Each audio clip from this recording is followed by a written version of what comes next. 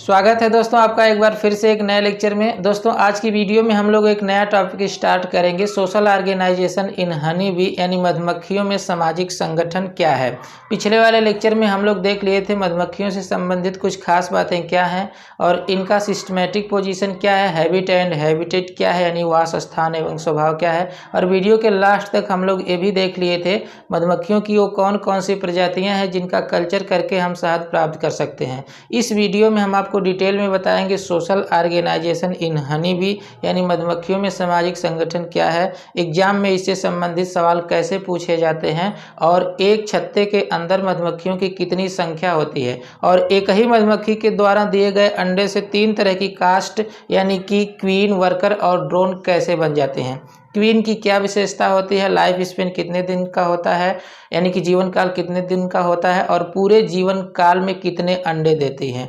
Worker क्या होते हैं, कितने तरह के होते हैं और वर्कर का किस तरह से काम निर्धारित होता है और अपने काम को कैसे संचालित करते हैं। ड्रोन क्या है, लाइफ स्पेन कितने दिन का होता है और इनका काम क्या होता है।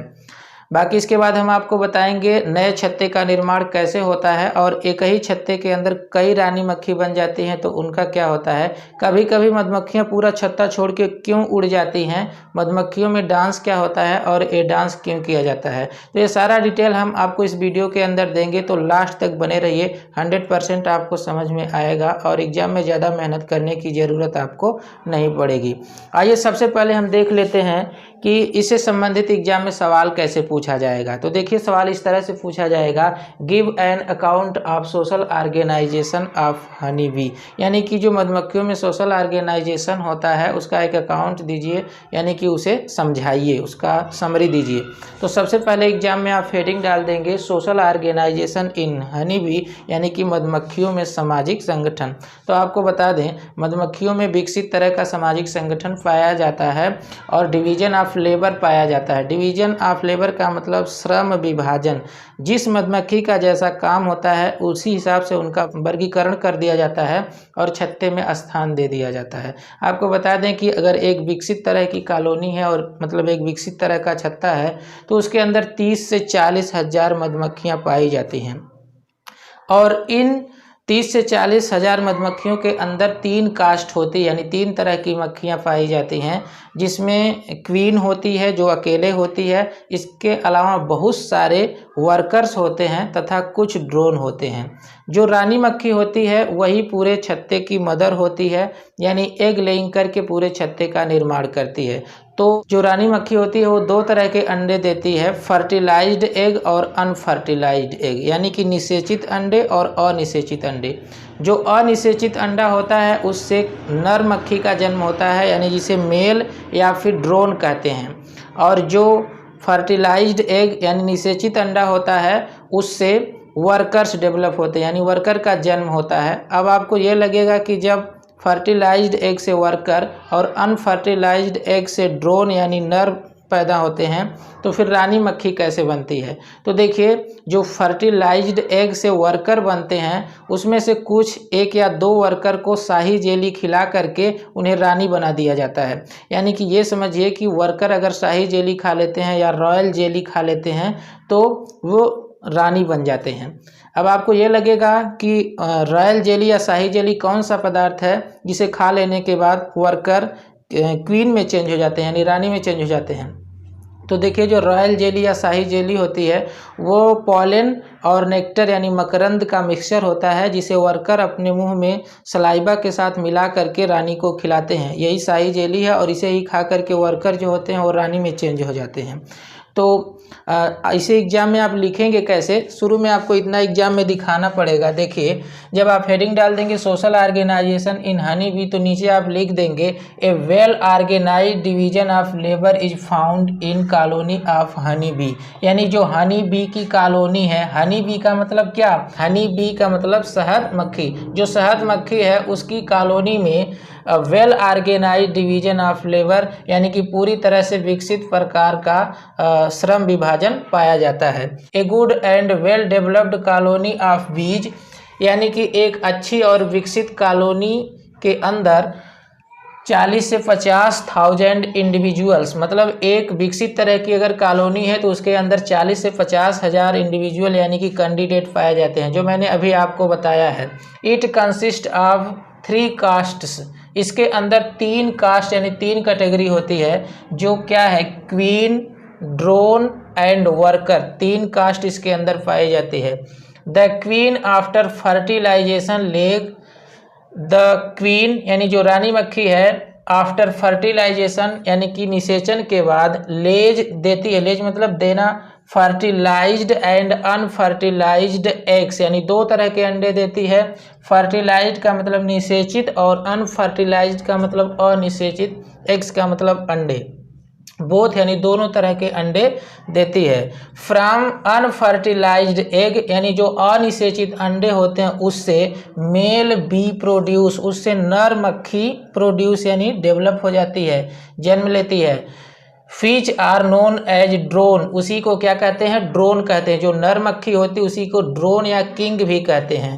वेयर एज, जबकि फ्रॉम द फर्टिलाइज्ड एग, जो फर्टिलाइज्ड एग होते हैं उनसे वर्कर बीज डेवलप यानी कि श्रमिक मक्खियां डेवलप हो जाती हैं। आगे देखिए, the workers when feed on royal jelly, यही वर्कर जब रॉयल जेली को फीड करते हैं, रॉयल जेली खाते हैं, डेवलप इनटू क्वीन, वही क्वीन में चेंज हो जाते हैं।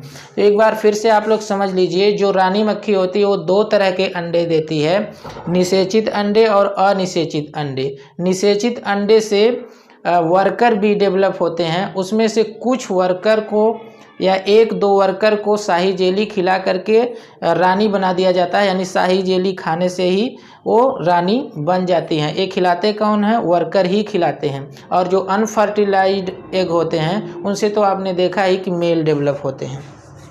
इसके बाद आप हेडिंग डाल देंगे क्वीन। क्वीन का मतलब रानी मक्खी। देखिए, पूरे छत्ते के अंदर एक ही रानी मक्खी होती है और यह पूरे छत्ते की मदर कहलाती है, यानी कि पूरे छत्ते की माँ होती है, मदर होती है। रानी मक्खी का छत्ते में कोई काम नहीं होता, यानी इसको कोई काम नहीं करना होता है, केवल अंडे देना ही इसका मेन काम है। रानी मक्खी को शाही जेली खिलाया जाता है और कई वर्कर इसके सहयोग में लगे रहते हैं, यानी कि इसका हेल्प करते रहते हैं। रानी मक्खी अपने पूरे जीवन काल में 1 बार मेटिंग करती है, यानी 1 बार मैथुन क्रिया करती है, जिसके दौरान जो नर मक्खी होती है यानी जो मेल होता है वो रानी मक्खी के अंदर 2 करोड़ स्पर्म छोड़ देते हैं। अब ये 2 करोड़ स्पर्म छोड़ने की वजह से रानी मक्खी पूरे जीवन भर यानी कि 2 से 5 साल तक इसका जीवन काल होता है, इसमें एग लेइंग करती रहती है। फिर दोबारा मेटिंग करने की यानी मैथुन क्रिया करने की ज़रूरत नहीं होती है। पूरे जीवन काल में एक रानी मक्खी 15 लाख अंडे तक देती है। जब रानी मक्खी अंडे देते देते उसकी एग लेइंग की कैपेसिटी समाप्त हो जाती है, यानी उसके अंदर अब एग लेइंग की कैपेसिटी नहीं रह जाती है, तो फिर जो दूसरे वर्कर होते हैं उनको शाही जेली खिला करके और रानी मक्खी बना दिया जाता है, और जो पहले वाली रानी मक्खी थी उसका स्थान दे दिया जाता है। अब आपको ये लगेगा कि जो पुरानी रानी मक्खी थी जिसकी एग लेइंग की कैपेसिटी समाप्त हो गई उसका क्या होगा, तो उसे कुछ वर्कर धक्का मार करके छत्ते से बाहर कर देते हैं। फिर क्या होता है कि जब उसे बाहर किया जाता है तो कुछ ऐसे वर्कर होते हैं जो लगातार रानी के कांटेक्ट में रहते थे पहले, यानी क्वीन के कांटेक्ट में, वो विरोध करते हैं कि अभी तक तो ये रानी मक्खी थी, इसकी देखभाल किया जा रहा था, अब इसे क्यों बाहर किया जा रहा है। लेकिन अंदर जो बाहर करने वाले, अंदर जो वर्कर होते हैं जो उसको बाहर करते हैं वो तो मानेंगे नहीं, वो ज़बरदस्ती उसको बाहर कर देते हैं, और जो उनका विरोध करते हैं बाहर करने का वो भी रानी मक्खी के साथ बाहर चले जाते हैं। कभी कभी शाही जेली खिलाते समय 2 मधुमक्खियाँ यानी 2 वर्कर शाही जेली खा लेते हैं, तो ऐसे में अब झगड़ा हो जाता है कि रानी मक्खी कौन बनेगा। जब 2 खाली हैं तो 2 रानी बन जाएगी, जबकि एक कंडीशन है कि एक छत्ते में एक ही रानी मक्खी रहेगी। तो ऐसे में क्या होता है कि एक जो क्वीन होती है, एक रानी मक्खी होती है, उसको छत्ते के अंदर रानी का पोजीशन दे दिया जाता है। बाकी जो दूसरी क्वीन बनती है वो जो है कुछ वर्कर के साथ छत्ते छोड़ करके चली जाती है। कुछ वर्कर चले जाते हैं उसके साथ, 1-2 ड्रोन चले जाते हैं यानी कि मेल, और एक रानी मक्खी, ये 3 तरह की कास्ट वहाँ से उड़ जाती हैं। तो उड़ करके नए छत्ते का निर्माण कर देती हैं। अब आपको ये समझ में आ गया होगा कि नए छत्ते का निर्माण कैसे होता है। तो चलिए इस बात को आप आसान सी भाषा में लिखेंगे कैसे, इसे देख लीजिए। तो देखिए आप लिख देंगे it is a well developed fertile female, यानी जो रानी मक्खी होती है, क्वीन होती है, यह वेल डेवलप्ड पूरी तरह से विकसित तरह की फर्टाइल फीमेल होती है, यानी फर्टिलाइजेशन कर सकती है। फर्टाइल का मतलब एग लेइंग कर सकती है।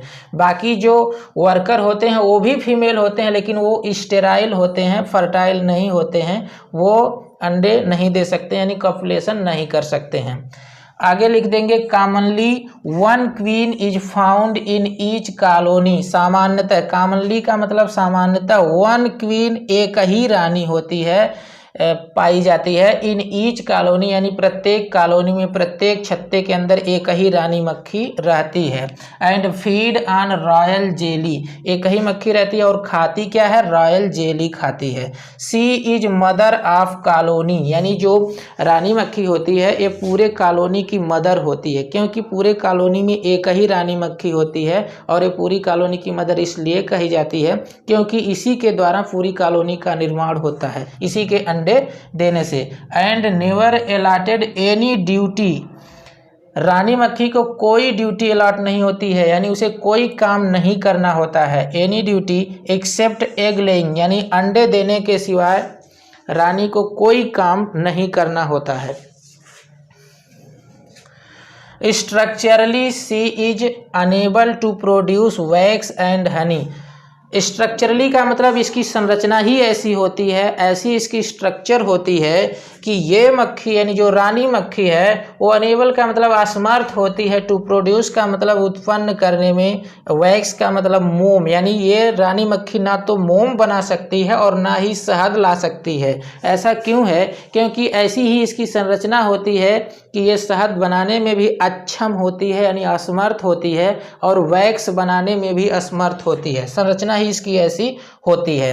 इट इज सेड दैट, ऐसा कहा जाता है कि the queen mates only once in her life, ऐसा कहा जाता है कि जो रानी मक्खी होती है ये पूरे जीवन काल में, अपने 2 से 5 साल इनका जीवन काल होता है, और पूरे जीवन काल में केवल एक बार मेटिंग करती है, यानी एक बार मैथुन क्रिया करती है, ऐसा कहा जाता है। बट इन सिंगल चांस, लेकिन केवल एक ही चांस में जो मेटिंग होती है, single chance of mating, drone release 2 crore sperms, यानी जो ड्रोन होता है वो 2 करोड़ स्पर्म जो है रानी मक्खी के अंदर छोड़ देता है।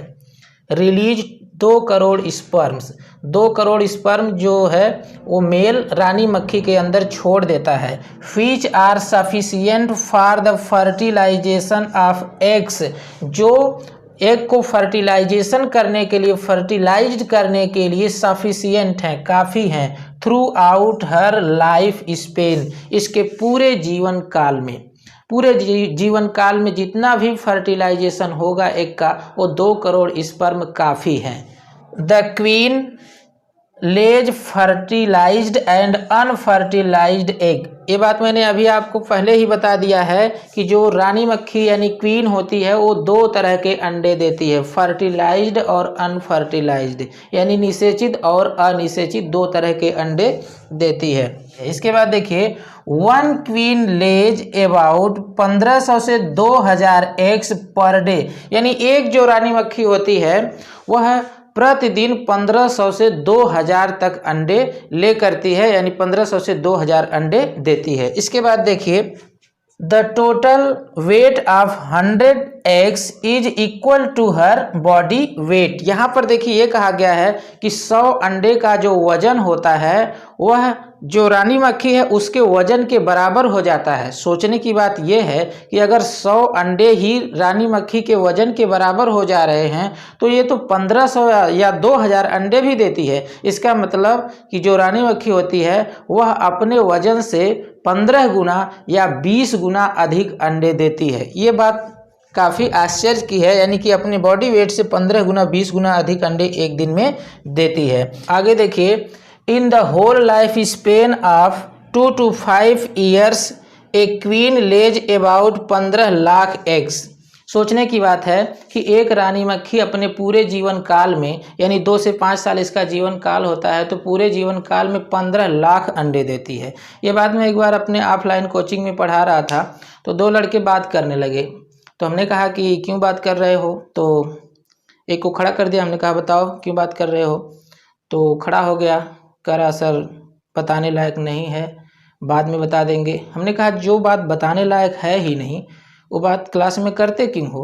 तो फिर हमने कहा हो सकता है कोई ऐसी बात हो ना बता सकता हो, तो हमने कहा चलो बैठ जाओ। जब तक वो बैठ रहा है तब तक दूसरा कह रहा है कि सर हम बताएं। तो हम कहे ठीक, अच्छा तुम ही बता दो क्या कह रहा था। तो कह रहा सर हमसे कह रहा है कि भगवान कुल चीज़ का जन्म दे, यानी हर प्राणी का जन्म दे, लेकिन रानी मक्खी का जन्म न दे, नहीं तो 15 लाख अंडे देते देते हालत बिगड़ जाएगी। हमने कहा वाह, पूरा एकदम अंदर से समझ रहा है। ऐसे तो लड़के होते हैं। अब देखिए इसके बाद क्या है, when the queen losses egg laying capacity, जब रानी मक्खी यानी क्वीन होती है वो अंडे देने की कैपेसिटी लॉस कर चुकी होती है, खो देती है, then another worker feed on royal jelly, तो दूसरे वर्कर रॉयल जेली खा लेते हैं, यानी रॉयल जेली पर फीड करते हैं, and develop into new queen, और नए क्वीन में डेवलप हो जाते हैं, नए क्वीन में विकसित हो जाते हैं।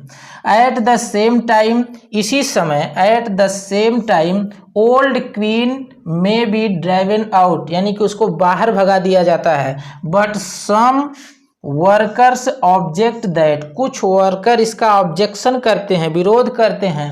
व्हाई, क्यों, the mother of colony driven out, यानी कि मदर ऑफ कॉलोनी, जो कॉलोनी की मदर है वो बाहर क्यों की जा रही है, बाहर उसको क्यों भगाया जा रहा है। सो इस प्रकार ultimately they also come out with mother, जब रानी मक्खी को बाहर भगाया जाता है तो ये इनका विरोध करते हैं कुछ वर्कर, लेकिन विरोध नहीं कर पाते हैं, वो रानी मक्खी के साथ साथ खुद को भी बाहर कर लेते हैं, यानी खुद भी बाहर चले जाते हैं। आगे देखिए लिख देंगे Sometime 2 to 3 queens are develop in colony, कभी कभी 2 से 3 क्वीन डेवलप हो जाती हैं एक ही छत्ते के अंदर। तो आपको पता है कि एक छत्ते के अंदर सिर्फ एक ही रानी मक्खी रह सकती है, तो फिर अन्य का क्या होता है। तो देखिए only one take the position of real queen, केवल एक ही रानी मक्खी जो है रियल क्वीन का पोजीशन ले सकती है। And other come out with some worker, और जो अदर होती हैं यानी एक से अलावा दूसरी तीसरी चौथी जो रहेंगी वो कुछ वर्कर के साथ बाहर चली जाती हैं, टू स्टेबलाइज न्यू कॉलोनी, यानी कि नए कॉलोनी का निर्माण कर देती हैं बाहर जा कर के। अब देखिए आगे हेडिंग आप डाल देंगे वर्कर्स, यानी कि रानी आपने पढ़ लिया यानी क्वीन, और दूसरा जो कैंडिडेट है वो क्या है, वर्कर्स। इसमें देखिए क्या है, like the queen workers are also produce from the fertile eggs, यानी क्वीन की तरह से, रानी मक्खी की तरह से वर्कर भी फर्टाइल अंडे से जन्म लेते हैं, लेकिन अंतर इतना ही है कि ये शाही जेली नहीं खा पाते हैं, और अगर इनको भी शाही जेली खिला दिया जाए, रॉयल जेली खिला दिया जाए तो ये भी रानी बन जाएंगे सब, लेकिन ऐसा होता नहीं है।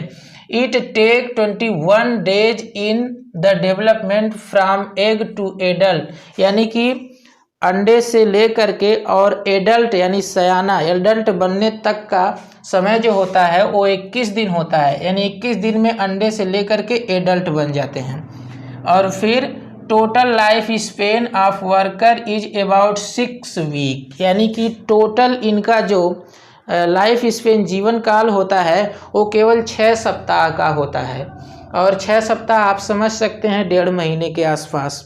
यहाँ पर सोचना क्या है, आपको तुलना कर लेना है थोड़ा सा कि रानी मक्खी का भी आपने देखा कि 2 से 5 साल जीती है, और वर्कर सिर्फ कितने दिन तक जीते हैं, केवल 6 सप्ताह तक जीते हैं, यानी कि 1.5 महीने। और अच्छा भी है क्योंकि इनको इतना ज़्यादा काम करना पड़ता है कि इनका यही सही है। रानी मक्खी का क्या है, रानी मक्खी के लिए तो 2-3 वर्कर लगे रहते हैं, शाही जेली खिलाया जाता है, बाहर शहद लाने जाना नहीं है, सब अच्छा ही अच्छा है। लेकिन इन बेचारों का क्या है, ये वर्कर तो हमेशा काम ही करते रहते हैं, इसलिए अगर 6 सप्ताह ही जीना है तो अच्छी बात है। आगे देखिए total indoor and outdoor duties of colony are performed by the workers only, यानी कि जो टोटल इनडोर यानी कि दरवाजे के अंदर एंड आउटडोर यानी कि दरवाजे के बाहर की ड्यूटी है पूरे कॉलोनी की, वह वर्कर ही परफॉर्म करते हैं। यानी सारा काम वर्कर ही करते हैं, चाहे गेट के अंदर की ड्यूटी हो चाहे गेट के बाहर की ड्यूटी हो, सारा काम वर्कर करते हैं। बाकी क्वीन कोई काम नहीं करती है, सिर्फ एग लेइंग करती है। और जो ड्रोन है, कॉलोनी का राजा है, वो भी कोई काम नहीं करता है, वो सिर्फ रानी को फर्टिलाइज कर देता है, बस एक काम उसका है। और रानी का काम सिर्फ अंडे देना, बाकी शहद लाना, छत्ते का निर्माण करना, टूटे फूटे छत्तों की मरम्मत करना, छोटे छोटे बच्चों की देखभाल करना, शहद लाना, वैक्स बनाना, ये सारा काम तो वर्कर ही करते हैं, चाहे घर के अंदर का काम हो चाहे बाहर का काम हो। आगे है the workers provided with some special structure. आपको बता दें कि जो वर्कर्स होते हैं इनके पास कुछ विशेष संरचना होती है जिसकी वजह से सारा काम परफॉर्म कर लेते हैं।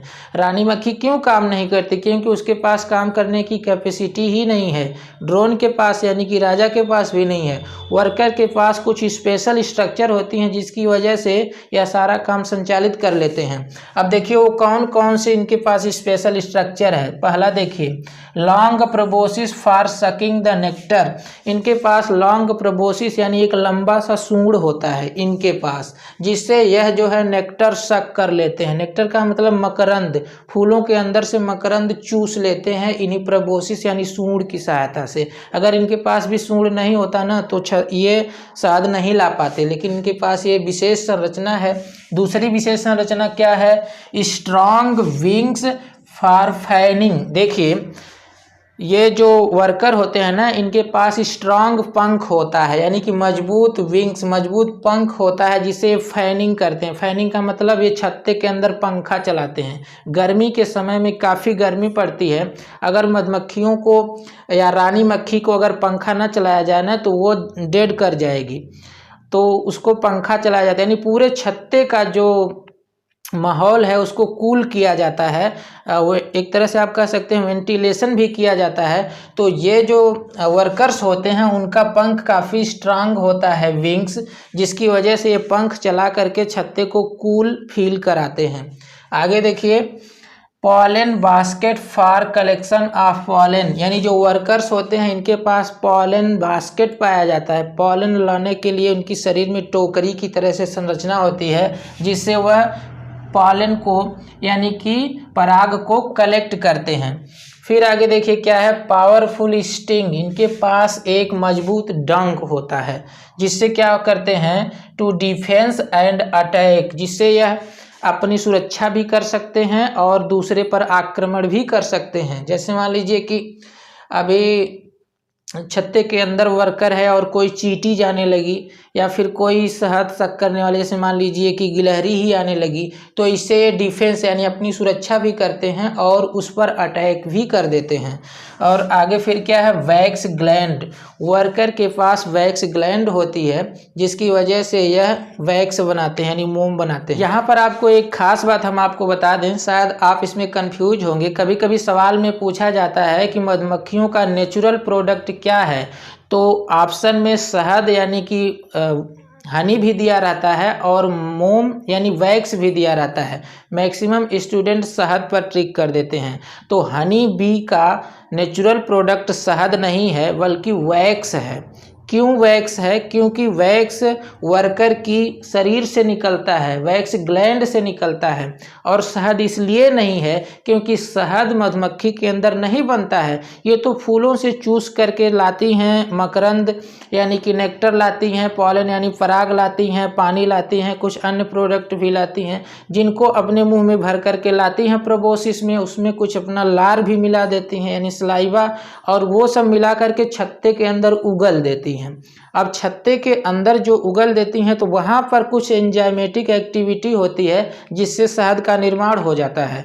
बाकी जो शहद होता है वो मधुमक्खी के अंदर नहीं बनता है, वो बाहर से जो फ्लावर से जूस चूस करके लाती यानी नेक्टर लाती हैं, पराग लाती हैं, वो अपने प्रोबोसिस के अंदर लाती हैं और उसमें कुछ लार भी मिला देती हैं और फिर उगल देती हैं। यानी कुल मिलाकर ये समझिए कि जो शहद होता है वो मधुमक्खियों की उल्टी होती है, यानी जो वोमिटिंग कर देते हैं। आप लोग भी, हम लोग भी कभी कभी भोजन नहीं पचता है तो उल्टी कर देते हैं, लेकिन उनका पचने न पचने से कोई संबंध नहीं है, वो खुद जान करके उल्टी कर देती हैं, वही जो है शहद होता है। अब ऐसा नहीं है कि ख़राब होता है, बड़ा कीमती चीज़ होता है, लेकिन जो हकीकत है वो मैं बता रहा हूँ। ये क्या है, वैक्स ग्लैंड। तो ये इसके पास कुछ खास संरचनाएं थी जिसकी वजह से ये सारा काम परफॉर्म कर लेते हैं। अब अगला देखिए, टाइप ऑफ वर्कर्स, यानी जो वर्कर होते हैं उनके कई प्रकार होते हैं। तो देखिए, वर्कर्स आर टू टाइप, यानी जो वर्कर होते हैं वो दो तरह के होते हैं, outdoor and indoor. Outdoor worker का मतलब जो बाहर काम करते हैं, इनडोर का मतलब जो अंदर काम करते हैं। अब देखिए, आउटडोर वर्कर में क्या काम होता है, तो आउटडोर वर्कर्स परफॉर्म ड्यूटीज, क्या क्या ड्यूटी परफॉर्म करते हैं, तो कलेक्शन ऑफ नेक्टर, यानी कि ये बाहर चले जाते हैं नेक्टर कलेक्ट करने के लिए, यानी मकरंद कलेक्ट करने के लिए, पॉलन यानी पराग लाने के लिए, गम एंड वाटर पानी भी लाते हैं। और इन सब को जब लेकर के आते हैं तो इसको स्टोर कौन करता है, तो आप आगे लिख देंगे एंड स्टोर्ड बाय हाउस बीज। अब जो बाहर काम करने वाले वर्कर होते हैं उनका छत्ते में कोई जगह ही नहीं होती है, वो हमेशा लाते रहते हैं और इन मधुमक्खियों को देते रहते हैं, लाते रहते हैं और मधुमक्खियों को अंदर जो छत्ते में होती हैं उन मधुमक्खियों को देते रहते हैं। तो वही मधुमक्खियाँ रिसीव कर लेती हैं और घर में यानी छत्ते में स्टोर कर देती हैं। ऐसा नहीं है कि बाहर से शहद लाने वाली या नेक्टर लाने वाली मक्खियाँ अंदर जाकर छत्ते में रखती होंगी, ऐसा नहीं है। बाहर से लाती हैं नेक्टर और अंदर खुद मक्खियाँ होती हैं उसको रखने के लिए, जो अंदर काम कर रही होती हैं। तो आगे हेडिंग डाल देंगे इनडोर वर्कर। इनडोर वर्कर देखिए कई तरह के होते हैं। पहला देखिए क्या है, नर्सरी बी। आपको बता दें कि कुछ काफ़ी ईमानदार मक्खियाँ होती हैं और एकदम खास होती हैं वर्कर, जो रानी के आसपास रहती हैं, रानी का हमेशा हेल्प करती हैं, उनको नहलाना, उनको फ़ैन चलाना, और इसके अलावा फ़ैन कैसे चलाती हैं, तो अपने पंखों से फ़ैन चलाना।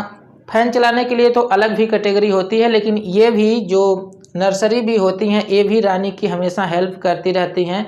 और रानी मक्खी जो अंडे देती है उन अंडे को व्यवस्थित करना, उससे निकलने वाले जो लार्वा होते हैं उन्हें शाही जेली खिलाना, ये सारा काम परफॉर्म करती हैं नर्सरी बी।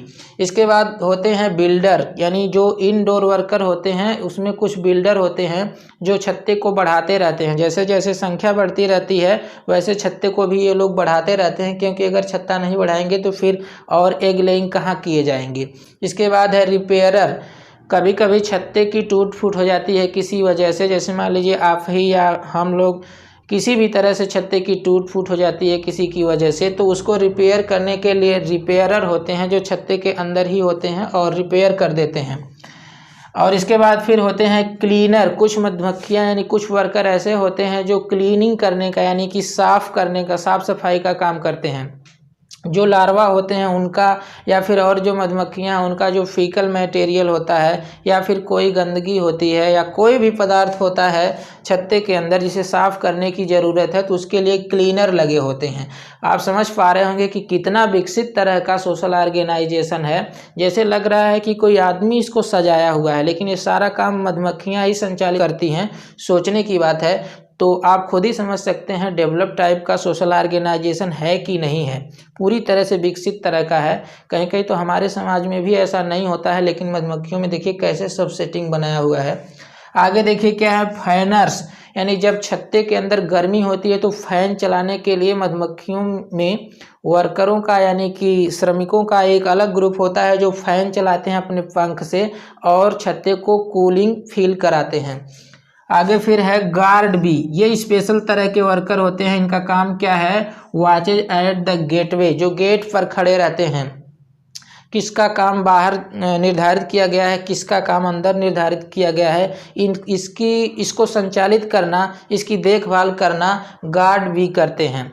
और अगर छत्ते के बाहर से कोई दूसरे एनिमल्स अगर अंदर आना चाहते हैं, जैसे मान लीजिए अगर चींटी आ रही है या कभी कभी हाड़ी भी आ जाती है, और भी कोई अगर एनिमल छत्ते के अंदर एंट्री करना चाहता है तो गार्ड भी जो है उसको मार करके बाहर कर देते हैं। एक बात और सुन लीजिए, जब रानी मेटिंग के लिए बाहर जाती है यानी स्वार्मिंग के लिए, प्रजनन के लिए बाहर जाती है, तो रानी अकेले जाती है, लेकिन उसके पीछे 10, 12, 15 ड्रोन यानी कि किंग चले जाते हैं। तो उड़ तो जाते हैं 10-15, लेकिन वहाँ पर मेटिंग एक अकेले ही करता है, यानी मैथुन क्रिया अकेले एक ही ड्रोन से होती है। रानी मक्खी तो पहले से अकेली थी, लेकिन उसके पीछे जाने वाले ड्रोन की संख्या 10-15 थी, लेकिन मेटिंग सिर्फ एक ही से होता है। मेटिंग करने के पश्चात जो ड्रोन होता है वो तो वहीं पर गिर करके ज़मीन पर मर जाता है, लेकिन जो 14 या जो बचे हुए ड्रोन थे वो वापस आते हैं रानी मक्खी के साथ, छत्ते में एंट्री करना चाहते हैं, लेकिन ऐसा हो नहीं पाता है। सिर्फ रानी मक्खी को ये गार्ड भी अंदर चले जाने देते हैं, बाकी रानी मक्खी के पीछे पीछे आने वाले जो ड्रोन होते हैं यानी किंग होते हैं, उन्हें ये गार्ड भी ही धक्का मार के बाहर कर देते हैं, कह देते हैं कि अब तुम्हारी एंट्री नहीं है। और जो ड्रोन होते हैं वो खाने के लिए पूरी तरह से वर्कर पर ही डिपेंड होते हैं। जब उन्हें बाहर कर दिया जाता है इन सब के द्वारा, गार्ड बी के द्वारा, तो क्या होता है, वो बाहर खाए बिना बेचारे मर जाते हैं। हर जगह पुरुषों की स्थिति दयनीय है। तो ये गार्ड बी जो होते हैं वो प्रवेश द्वार होता है, उस पर ड्यूटी करते हैं। अब सबसे आखिरी तीसरी हेडिंग आप डाल देंगे ड्रोन। फिर आगे देखिए, the drone is the male member of the colony. जो ड्रोन होते हैं वो कॉलोनी के मेल मेंबर होते हैं, यानी कि नर होते हैं। फिच फर्टिलाइज द क्वीन, जो क्वीन को क्या करते हैं, फर्टिलाइज करते हैं। So called as king of colony, fertilise करने की वजह से ही इनको कॉलोनी का किंग कहा जाता है। They take 24 days in development, ये डेवलपमेंट में 24 दिन लेते हैं। अभी वर्कर को आपने देखा था 21 दिन लेते हैं। The sting and wax gland are absent, जो ड्रोन होते हैं यानी राजा या फिर मेल मक्खी होती है, उसके अंदर स्टिंग यानी कि इनके पास डंक नहीं होता है और वैक्स ग्लैंड भी नहीं होती है, यानी कि ये वैक्स यानी मोम का निर्माण भी नहीं कर सकते हैं।